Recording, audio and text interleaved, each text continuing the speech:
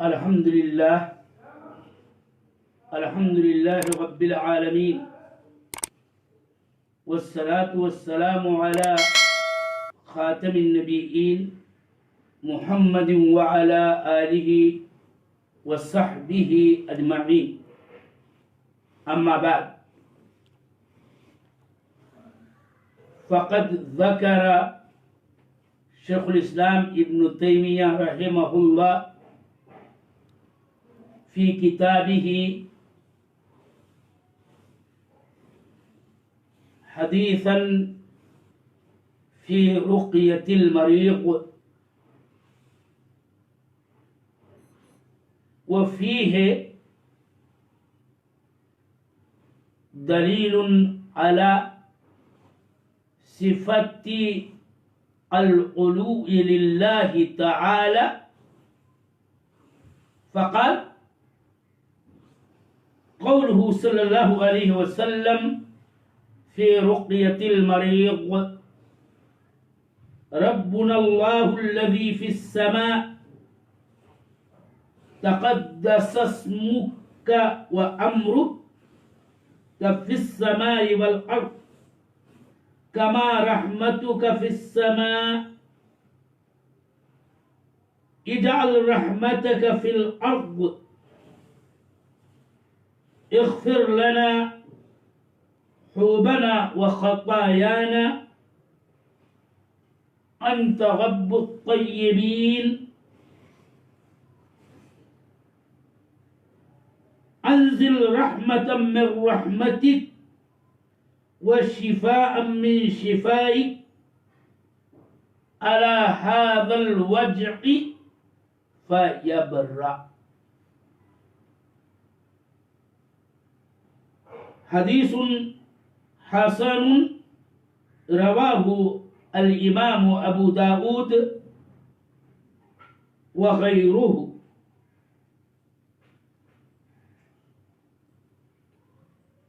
یہ حدیث حدیث رقیۃ المریض کے نام سے معروف ہے.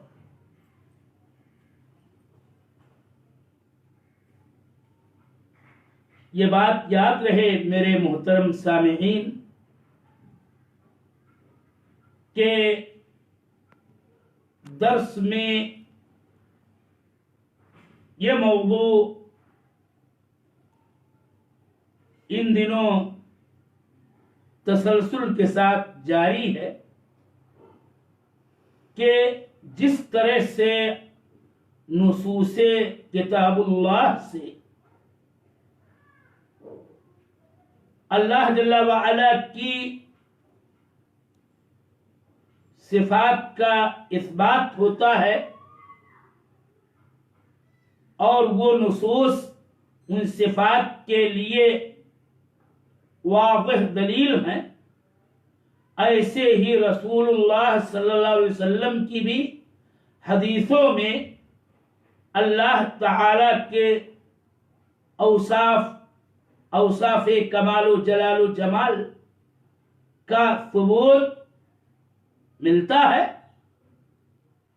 چنانچہ شیخ الاسلام ابن تیمیہ فصل کا قیام کر کے اپنی کتاب میں کچھ احادیث ذکر کر رہے ہیں، اور ان کا مقصود یہ ہے کہ ان احادیث میں اللہ تعالی کی صفتوں کا بیان ہے. انہی میں سے یہ حدیث بھی ہے.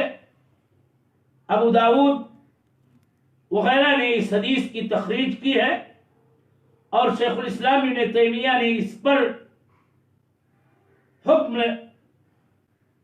بیان کرتے ہوئے حدیث حسن کہا ہے. یہ بات من باب الفائدہ یاد رہے کہ گرچہ اس حدیث کے اندر بعض محدثین نے بعض علتوں کا ذکر کیا ہے، مگر حکم کے تعلق سے درست بات وہی ہے جو شیخ الاسلام ابن تیمیہ نے یہاں پہ کہی ہے، اور وہ یہ کہ یہ حدیث حسن ہے۔ میں آج کے درس میں پہلے حدیث کا ترجمہ اور اس کا معنی و مطلب بیان کروں گا، اور اس کے بعد مقصود ذکر حدیث کے طور پر اس صفت کا بیان ہوگا جس اللہ تعالی کی صفت کا اس بات اس حدیث سے ہوتا ہے۔ تو اولاً میرے سامعین خصوصاً طلباء اور دیگر مستفیدین حدیث رقیۃ المریض کا ترجمہ سماعت فرمائیں۔ رسول اللہ صلی اللہ علیہ وسلم نے فرمایا کہ ہمارا رب اللہ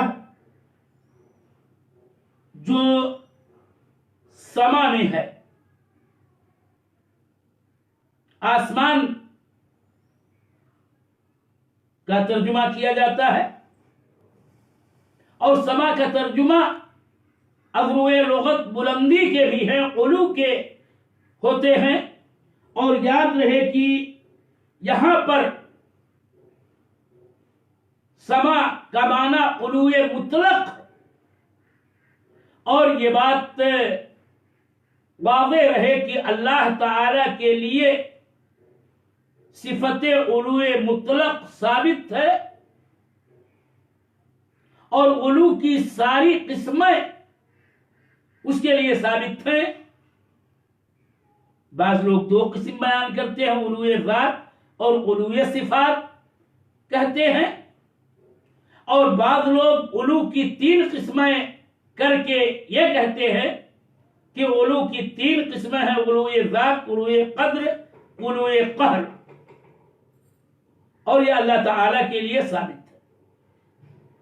اگر سما کا معنی آسمان، مادی مخلوق جو سماوات 7 ہیں وہ مراد ہو، تو یاد رہے کہ یہاں سما سے مراد 7ویں آسمان کے اوپر ہونے والا معنی ہے، کہ دلائل سے ہم یہ ثابت کر آئے ہیں کہ اللہ تعالی اپنی تمام مخلوقات کے اوپر، 7 آسمان کے اوپر، عرش کے اوپر مستوی ہے، اور یوں اللہ تعالی کے لیے علو و فوقیت ثابت ہے۔ حدیث میں آگے جملہ ہے تقدس اسمک و امرک، یہ اللہ ہمارے رب تیرا نام اور تیرا امر مقدس ہے، پاک ہے، اور یہ بات یاد رہے کہ اللہ جل وعلا کا اسم مقدس ہے کہ وہ تمام عیوب و نقائص سے پاک ہے۔ اسی طرح سے اللہ تعالی کا امر وہ بھی پاک ہے، اور اس کے اندر کسی بھی نوع کا نقص اور کمی نہیں ہے۔ اور اللہ کا نام اور اس کا امر آسمانوں میں بھی مقدس ہے اور زمینوں میں بھی مقدس ہے۔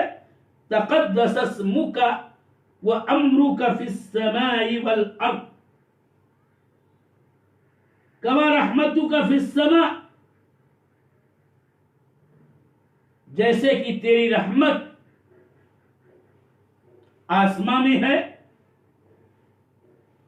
اجعل رحمتک فی الارض، اے ہمارے رب تو اپنی رحمت زمین میں بھی کر دے۔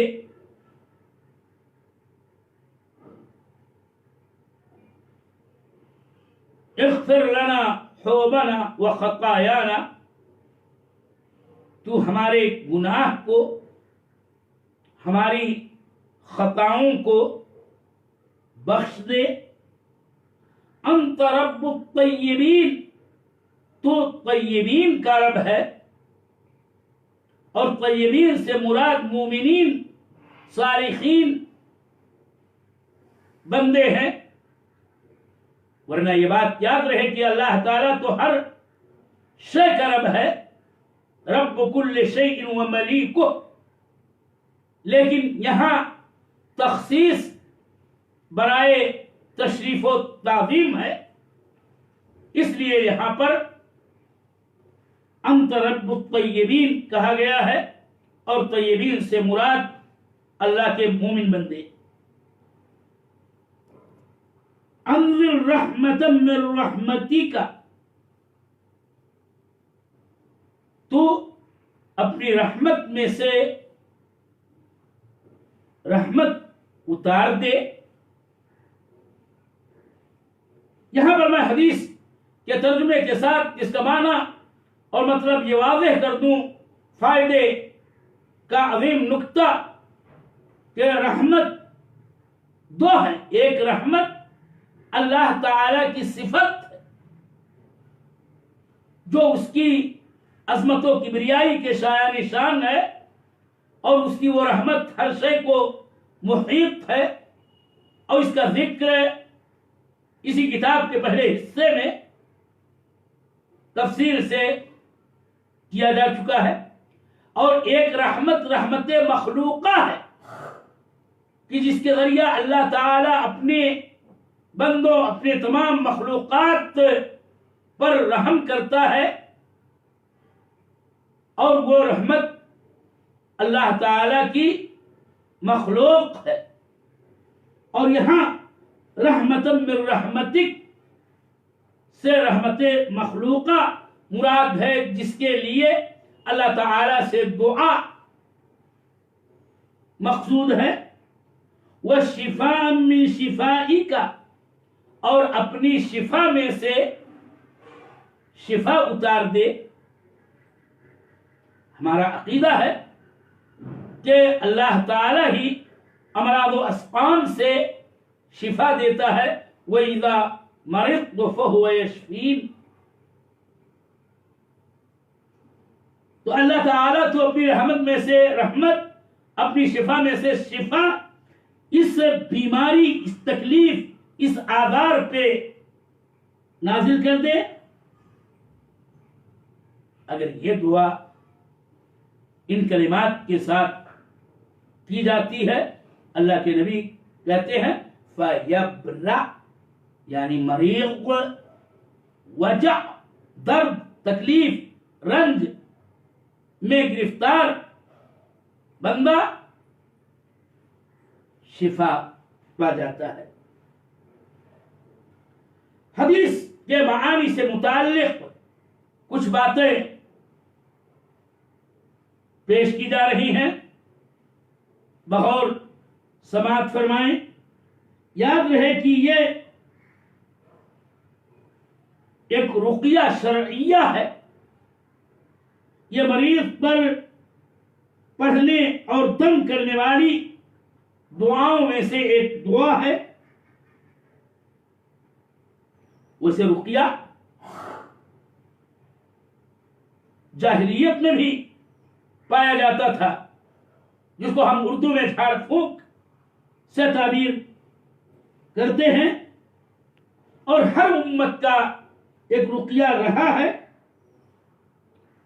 لیکن اہل ایمان کے نزدیک رقیہ باذن اللہ دفع مکروہ اور رفع مرض کے لیے مؤثر ہوتا ہے۔ لوگ جھاڑ پھونک کرتے رہے ہیں، جاہلیت میں بھی راقی رقیہ کرنے والے پائے جاتے تھے، اور اس کی کثرت بھی تھی۔ لیکن جاہلی رقیہ کے بارے میں نبی صلی اللہ علیہ وسلم کا فرمان ہے، اور یہ فرمان انہی جاہلی جھاڑ پھونک والی چیزوں سے متعلق ہے کہ ان الرقى والتمائم والتولة शिरकुन कि रुकिया, झाड़ फूंक, तमाइम, तावीज, तेवला, गंगा, ये शिरक है कि अहले जाहिलियत का रुकिया वो शिरकिया बातों पर मुश्तमिल हुआ करता था। उसमें बहुत सारी ऐसी बातें होती थी जो खिलाफे ईमान, खिलाफे अकीदा, खिलाफे तवक्कुल अल्लाह, इस्तिमदाद भी गैरिल्लाह वगैरह जैसी बातें पाई जाती थी। एक मरतबा अल्लाह के नबी सल्लल्लाहु अलैहि वसल्लम से लोगों ने रुकिया के बारे में इस्तिफसार किया, तो आपने फरमाया कि तुम लोग अपने अपने झाड़ फूंक यानी उसके तरीके मेरे सामने पेश करो। और फिर आपने फरमाया था कि ला बासा बिर्रुका मालम यकुन फीह शिरकुन, बाद रिवायतों में मालम यकुन शिरकन, मालम तकुन शिरकन के अल्फाज है कि झाड़ फूंक करने में कोई मुज़ायका नहीं है, शर्त यह है कि उसके अंदर कोई शिरकिया बात, शिरकिया चीज न हो। इस्लाम में रुकिया जायज़ व मुस्तहब है और अफजल है जो मासूर दुआओं पर मुश्तमिल हो, जो किताब सुन्नत की रोशनी में हो।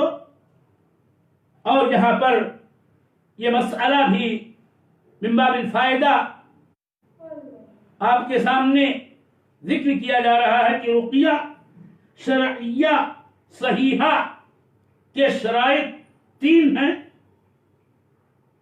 नंबर 1 कि वो अल्लाह के अस्मा व सिफात और उसके कलाम से हो। दूसरी शर्त यह है कि अरबी जबान में हो या दूसरी जबान में हो कि जिसका माना मालूम और मफहूम हो। और तीसरी शर्त यह है कि राकी और मरकी, झाड़ फूंक करने वाला और जिसको झाड़ फूंक किया जा रहा है, दोनों का ये अकीदा हो कि रुकिया बजाते खुद मुअस्सिर नहीं होता है, बल्कि वो अल्लाह ताला की इजाजत ही से मुअस्सिर होता है और सबब बनता है। अब हम उस मौजू को दोबारा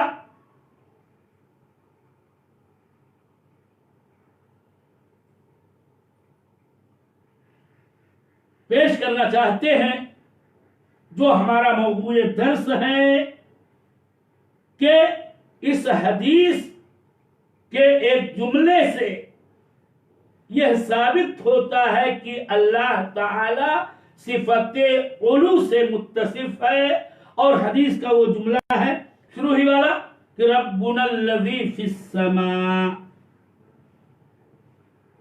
इस हदीस में सिफते उलू लिल्लाह का इस बात पाया जाता है कि समा से मुराद मुतलक उलू होता है, और अगर समा से मुराद कोई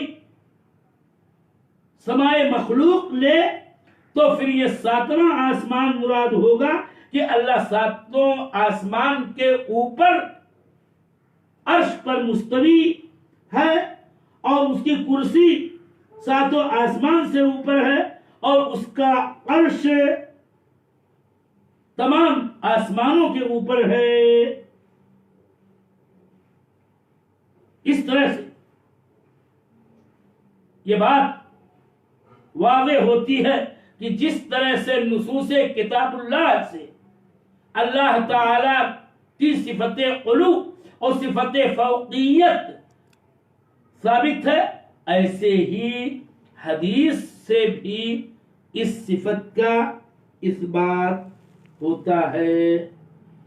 وَلِلَّهِ الْحَمْدُ فَنَحْنُ نُؤْمِنُ بِأَنَّ اللَّهَ تَعَالَى عَالٍ فوق جميع خلقه فوق السماوات السبع وهو مستو على عرشه، فلله تعالى صفة العلو المطلق، وكذلك له العلو بأقسامه الثلاثة: علو الذات وعلو القدر وعلو القهر۔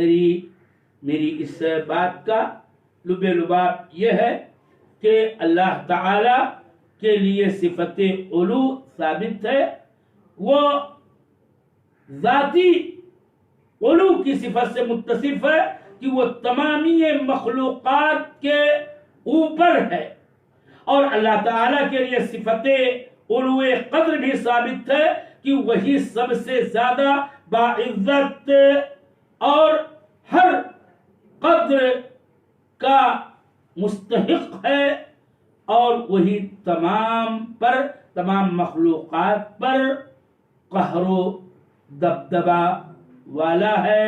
وَهُوَ الْقَاهِرُ فَوْقَ عِبَادِهِ۔ آج ہم اسی پر اکتفا کرتے ہیں، اور کل 2-3 حدیثیں ایسی اس کتاب کی ذکر کریں گے کہ جن حدیثوں سے بھی اللہ تعالی کی اس عظیم صفت علو اور صفت فوقیت کا اثبات ہوتا ہے۔ وصلی اللہ علی نبینا